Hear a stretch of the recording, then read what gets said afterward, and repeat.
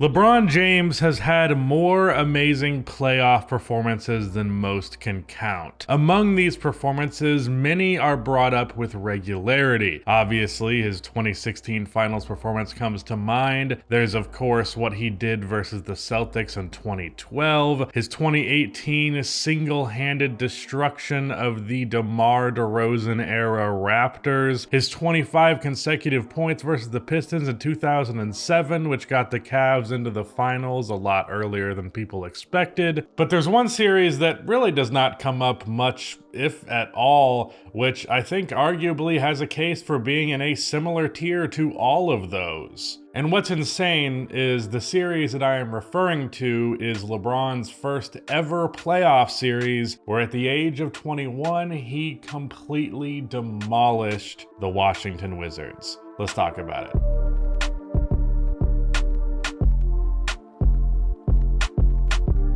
Before I get into this video, if you end up enjoying it, please be sure to subscribe. Also drop a like, it only takes 1 second and makes a massive difference in how the video performs in the YouTube algorithm. So first, let's contextualize the importance of this. LeBron is 21 years old in his third year playing in his first ever playoffs. Obviously, LeBron came into the league at just 18 years old, and his future was all anyone could talk about. I don't need to tell you how insane the hype for LeBron was. The expectations that he had were unprecedented. Being a Hall of Fame level talent alone would be disappointment. So there is a ton of pressure on this kid who just recently became old enough to drink, legally. I'm 23, which is obviously even older than that, and when I imagine having that kind of pressure on myself, I can't even really comprehend it. It's an overwhelming thought, let alone something to actually go through. So for LeBron to come out in this first series and have it kind of rough, not really stand out, struggle a little bit, it would have been entirely understandable. It's argued it could even be expected. But as we all know, LeBron made a habit throughout his career of exceeding even the most ludicrous expectations, and that would be no different in this case. In his first ever playoff game,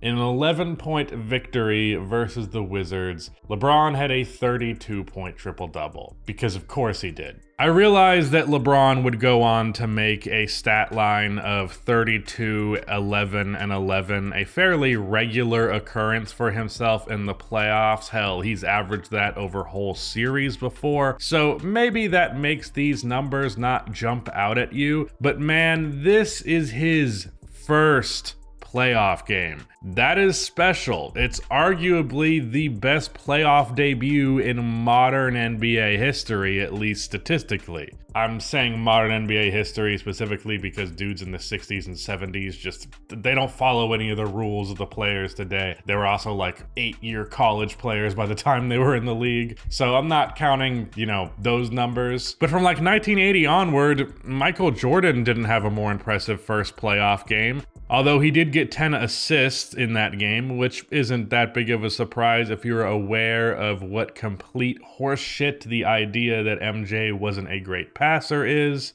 There you go. Are you happy, Dad? I managed to put Michael Jordan propaganda in my LeBron video. Just for you. Magic had a triple-double himself, but I'd personally take LeBron's 19 more points on better efficiency over Magic's 5 extra assists.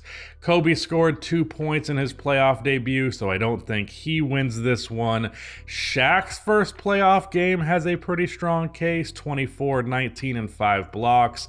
Hakeem's was not better. Larry Bird's was not better. Tim Duncan matches LeBron's point total on better efficiency, grabs just 1 less board, but I think 11 beats 1 in the assist department. KG's stats don't really meet the mark. Curry didn't have a better first playoff game, neither did Durant, Dwayne Wade, Dirk, Barkley, David Robinson. I mean, how many more names do you want me to go? I think I've gotten the point across. And yet, this historical performance, like no other, is seldom talked about. And just to bolster this point, the video on the NBA's official YouTube channel of this game, the footage you've been watching to this point being from that video, yeah, that video has 50,000 views. Now, before I get on with the rest of the series, let me actually introduce you to this Washington Wizards team. I'll admit it does take a little bit of the wind out of my sails that this Wizards team was not necessarily that good.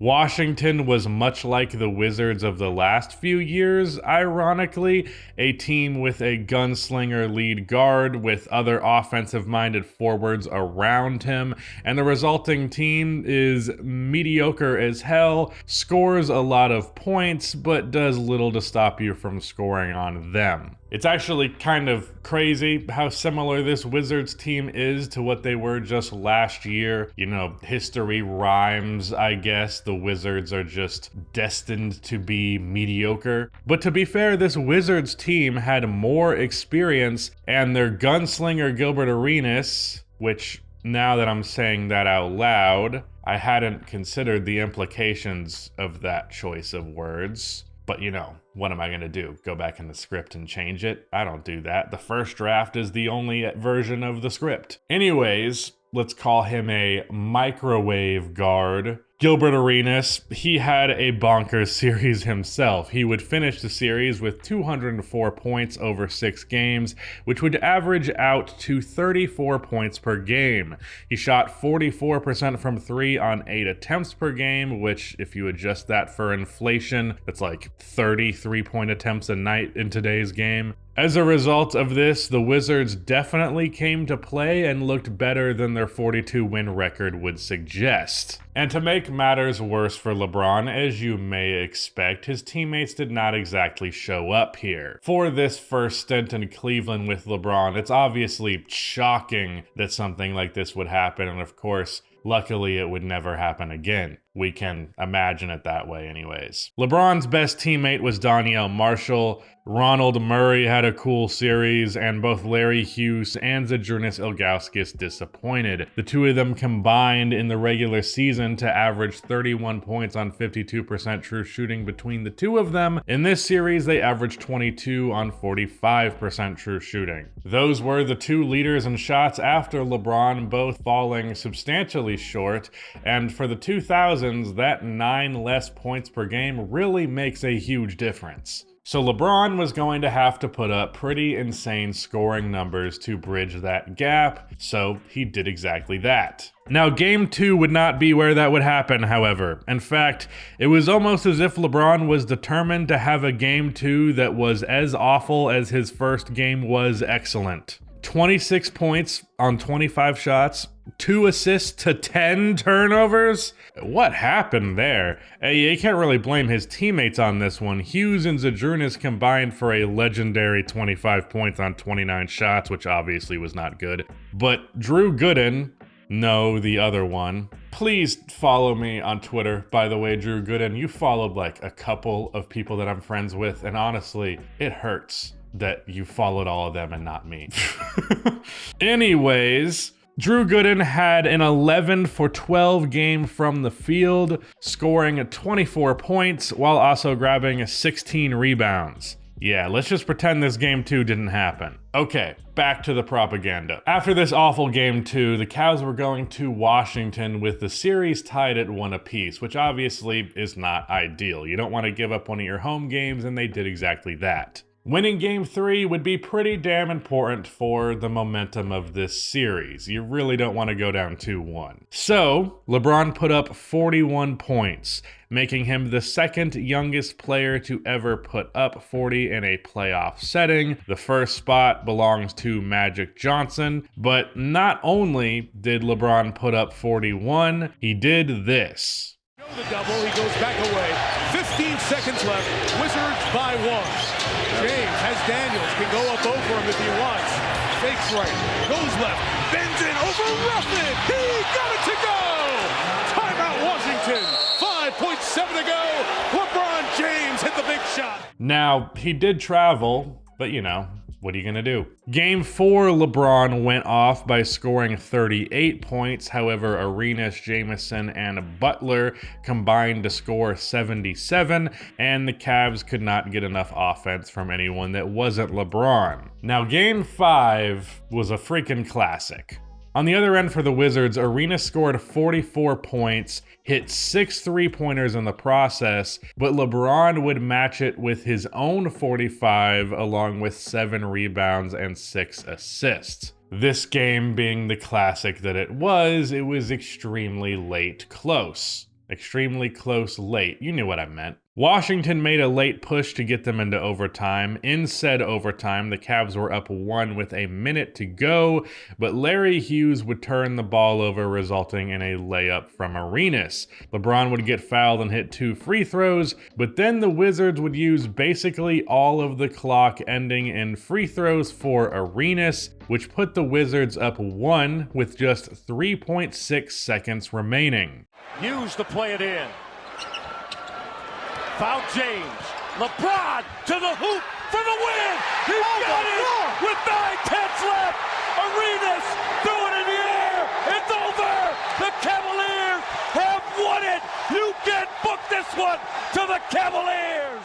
Yep, he did it again. And in this instance, he set his playoff career high now at 45 points, ending off a pivotal Game 5 with yet another game-winning drive. The poise that LeBron has shown to this point, being so clearly the best player on the floor in a series where the opponents certainly aren't lacking in talent. Arenas had a ridiculous series here. Obviously, we would go on to know this to be just what LeBron is. But the special place that this series has in NBA history, the start of one of the most transcendent players of all time, it should not be taken for granted how important this is. So with the insanity that this series has been thus far, how does it close out? Well, naturally, with more insanity and a legendary moment to top it all off. LeBron had 32, 7, and 7 in this game, which by this point probably feels like an underwhelming stat line.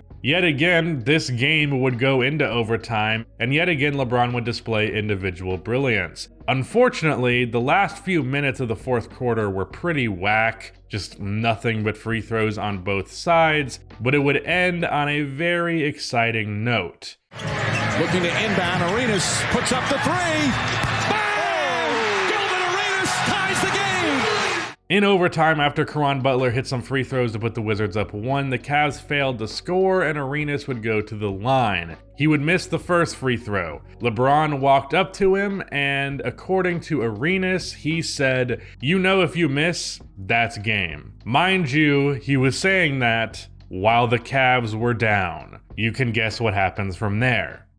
James looking. They get it into Marshall. And right back in the hands of LeBron James. Here's your trap. They get it out of his hands. Hughes. Damon Jones puts it in with 4.8 remaining. The Wizards did not score on the other end, and that was indeed the series. The third and final game in this series that was decided by 1 point. Now, in case you didn't pick up on it, LeBron scored a shit ton of points in this series. Overall, he averaged 35.7 points, 7.5 rebounds, and 5.7 assists. And again, of course, opened with a triple-double, hit 2 game winners in 2 games where he had 41 and 45 points between them. I've been doing a ton of research into 2000s NBA history recently, and this series just absolutely stood out to me because while I knew a decent bit about it because of previous research when I did the LeBron video, this is the first time I really got into the teeth of it, and man, this has got to be one of the greatest first-round playoff series of all time, and again, as I mentioned, I feel like it's just never talked about. Which is especially weird because you would think with LeBron James of all people, such a great opportunity for, as I called it earlier, propaganda, it would be utilized more, but apparently not. LeBron could not have done a better job of destroying these already ludicrous expectations in his first ever postseason. It's a good thing Cleveland has a good front office that will make the right moves to help him win in the future, not do something stupid like, I don't know, not trade J.J. Hickson for Amari Stoudemire, just to throw some crazy example out there. Anywho, shout out to Rudy for editing this one. It was a more intense edit than normal, but that is it. I guess I just already said shout out to Rudy, so yeah, goodbye.